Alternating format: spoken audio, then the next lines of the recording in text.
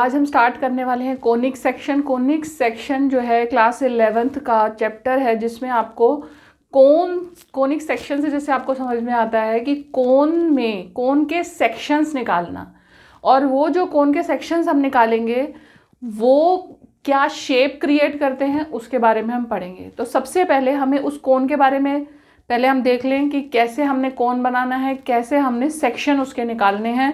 तो सबसे पहले हमने एक इमेजिनरी लाइन ले ली, इसे हम एक एक्सिस की तरह यूज़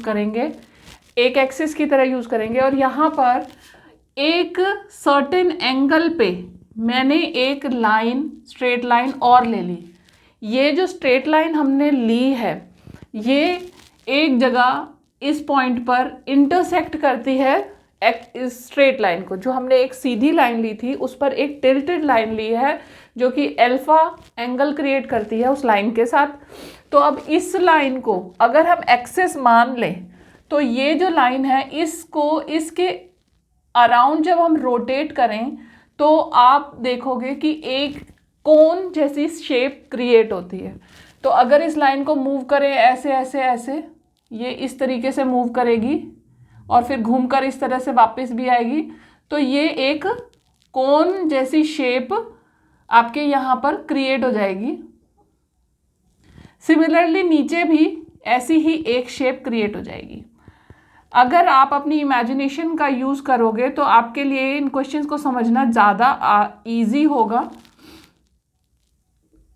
ये हमने यहाँ तक ये मान लिया कि ये हमारी एक्सिस हो गई, और ये जो लाइन है ये इसके अराउंड रोटेट कर रही है, जिससे कि ये एक कोन बन रहा है ऊपर और नीचे। ये डबल नैप कोन कहते हैं इसे हम। ये है इसका अपर नैप, ये है इसका लोअर नैप। अब जैसे कि आपने कोई भी बर्थडे कैप देखी होगी, आइसक्रीम कोन देखी होगी, या कोनिकल शेप्स के बारे में तो छोटी क्लासेस में भी सभी ने पढ़ रखा है। तो क्या होता है कि इसका जो ये वाला पोर्शन है, ये जो ऊपर वाला पोर्शन है, जब आप इसे अपर साइड से देखोगे तो आपको एक सर्कल दिखाई देगा, और बाकी आपको एक बर्थडे कैप का तो आपको पता ही है कि किस शेप में होती है। ये एक सर्कुलर, एक रेगुलर कोन बन रहा है आपका ऊपर और नीचे, और ये इसके साथ एक जो इसका वर्टेक्स पे एंगल बना रहा है एक्सिस के साथ, जो लाइन इस कोन को बना रही है वो है अल्फा। ठीक है। अगर हम अब इसमें हम कुछ केसेस डिस्कस करेंगे जो कि एक प्लेन जब इस कोन को किसी सर्टेन एंगल पे कट करेगा, इंटरसेक्ट करेगा, तो वो क्या शेप में ये कोन कट जाएगा, ये हमें यहाँ पर देखना है। कोनिक सेक्शन किस तरह का सेक्शन उसमें से निकलेगा।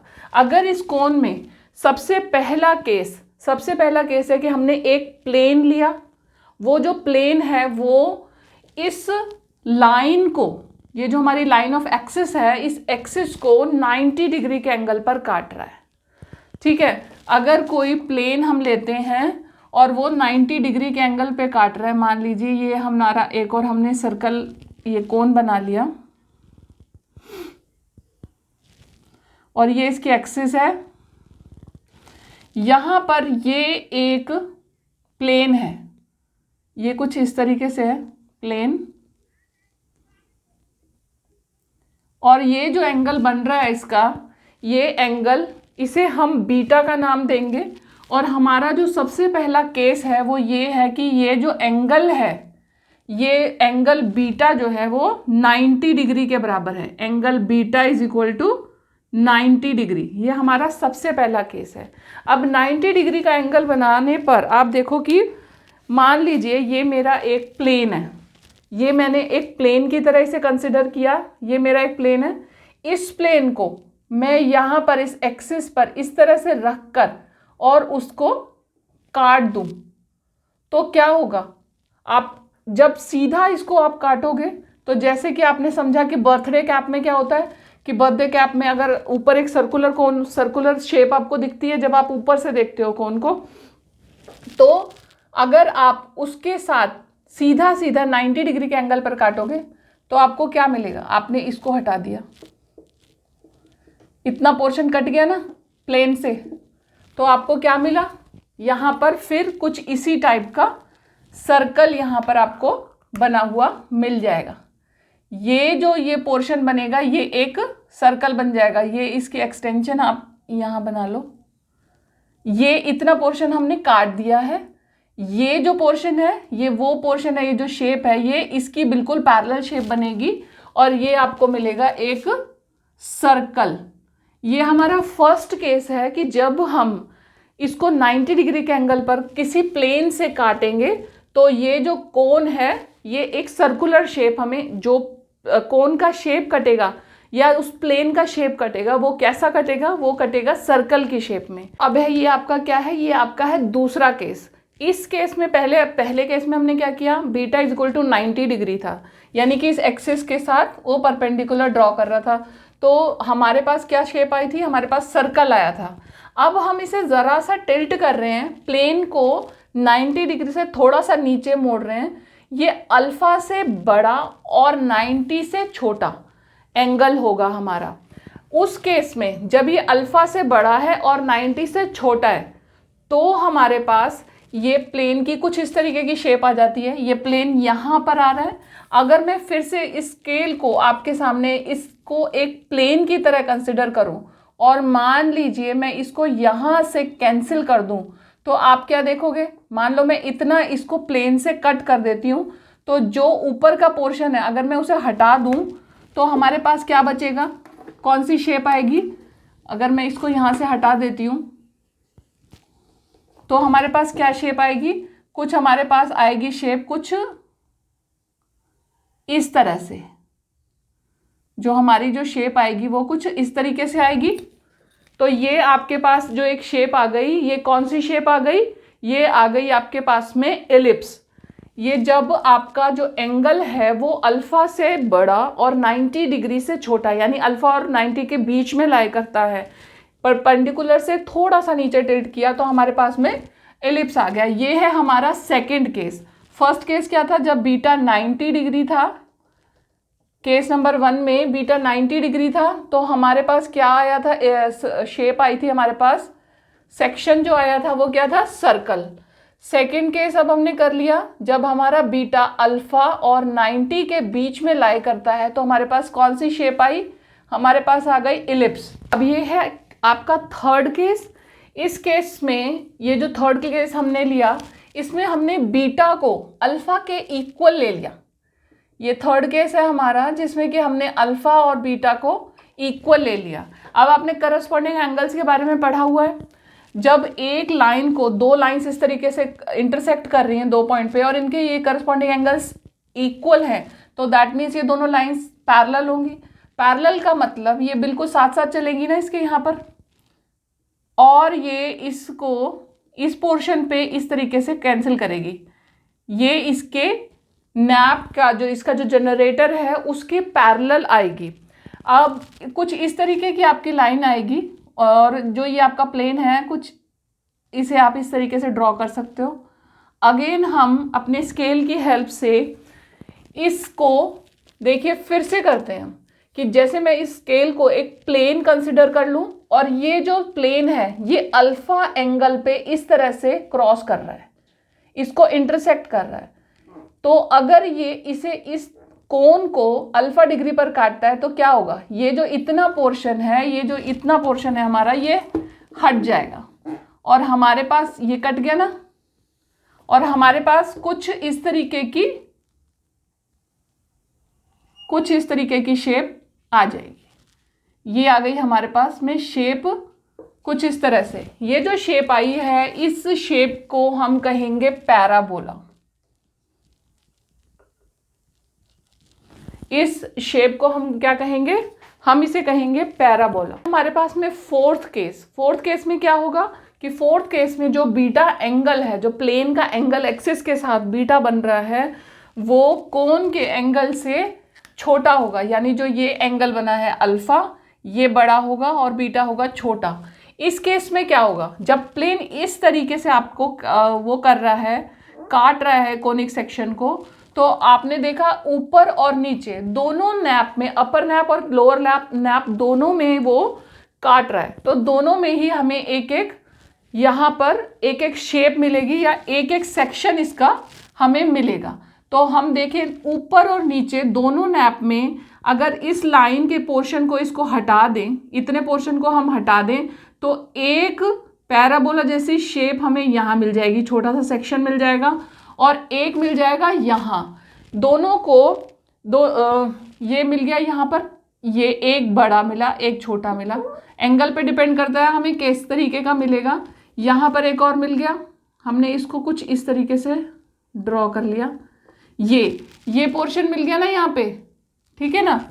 तो एक पोर्शन ये मिल गया और दूसरा मिल गया ये भी और ये भी, कुछ पैराबोला जैसी शेप में आपको मिल जाएगा, लेकिन आपको दो शेप्स मिलेंगी।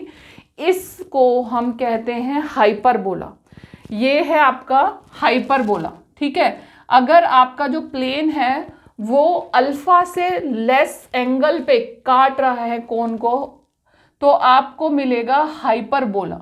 ये डिफरेंट शेप्स हैं जो एंगल पे डिपेंड करती हैं कि कोन को किस एंगल पे प्लेन काट रहा है। तो अब इसके बाद हम इसके साथ डीजेनरेटेड केस भी करते हैं। अब है हमारे पास डीजेनरेटेड केसेस। इन डीजेनरेटेड केस का मतलब है कि जैसे अभी हमने जब पहला वाला केस किया था, तो उस केस में हमने क्या किया कि हमने ऐसा कुछ भी कंडीशन हमारे पास नहीं थी कि ये वर्टेक्स में से ही पास थ्रू होगा। लेकिन अब जो डीजेनरेटेड केस का मतलब है कि जो कोन की वर्टेक्स है, जो प्लेन है, वो हमेशा वर्टेक्स में से ज़रूर पास करेगा। तो सबसे पहला केस जो हमने लिया था, पहले भी जो हमने केसेस लिए थे, 4 केसेस लिए थे, beta is equal to 90 degree हमारा फर्स्ट केस था। तो उसी केस को हम लेते हैं। पहले जब हमने यूज़ किया था इसी कंडीशन को, तो ये प्लेन यहाँ यहाँ यहाँ कहीं पर भी उसको काट सकता था कोन को, लेकिन अब हमारे पास कंडीशन है कि वो वर्टेक्स में से ही पास होना चाहिए। तो हमारा जो सर्कल की शेप है वो यहाँ बड़ी थी, फिर छोटी छोटी छोटी होते होते वो वर्टेक्स पे आकर एक पॉइंट में कन्वर्ट हो जाती है। तो हमारा जो फर्स्ट केस है डीजेनरेटेड केस, डीजेनरेटेड केस के लिए हमने लिखा कंडीशन क्या है हमारी, beta is equal to 90 degree है, ठीक है। लेकिन ये केसेस क्या है हमारे, डीजेनरेटेड केसेस। तो डीजेनरेटेड केस में ये हमें जो शेप मिलेगी वो शेप क्या होगी, हमें मिलेगा पॉइंट, सर्कल की जगह उसकी डायमेंशन क्योंकि श्रिंक होती जा रही है और वो वर्टेक्स में से पास कर रहा है, तो वर्टेक्स पे हमें एक पॉइंट ही मिलेगा। केस नंबर 2 में क्या था, केस नंबर 2 था कि हमने यहाँ पर जो लिया है, ये हमारा केस है कि alpha is equal to beta. यहाँ पर हमने लिया alpha is equal to beta angle लिया।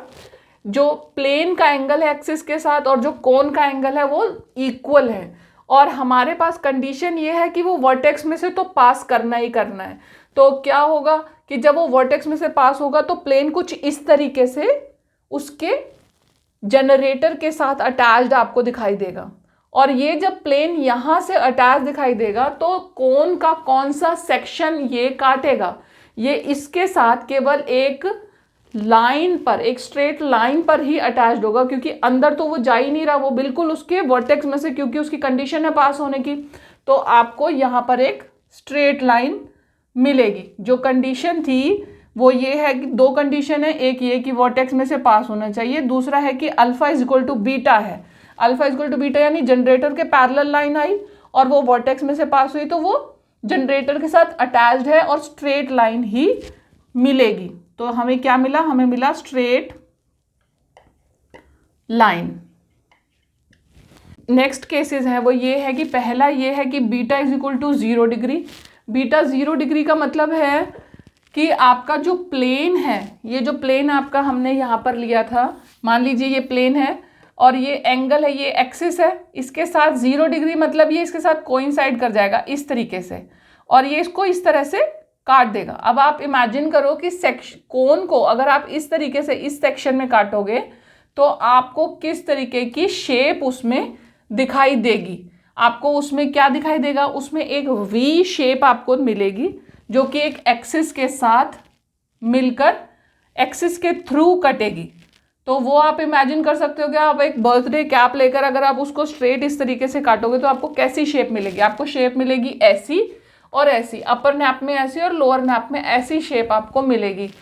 इस तरीके के कर्व शेप की बजाय वर्टेक्स में से पास होने के कारण उसकी जो शेप है वो वी शेप में कन्वर्ट हो जाएगी, पॉइंटेड शेप हो जाएगी।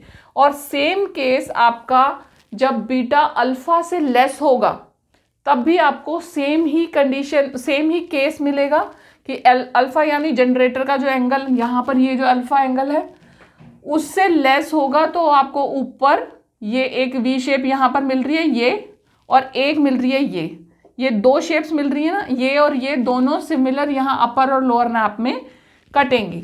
तो इस तरह से आपको जब डीजनरेटेड केस होगा तो उसमें आपको ऐसी शेप्स मिलेंगी। अगर आप मेरे इसी तरह की वीडियोस देखना पसंद करते हैं तो आप मेरे चैनल को सब्सक्राइब ज़रूर करें, बेल का बटन दबाएं ताकि जब भी मैं अपनी वीडियोस अपलोड करूं आपके पास नोटिफिकेशन पहुंच जाए।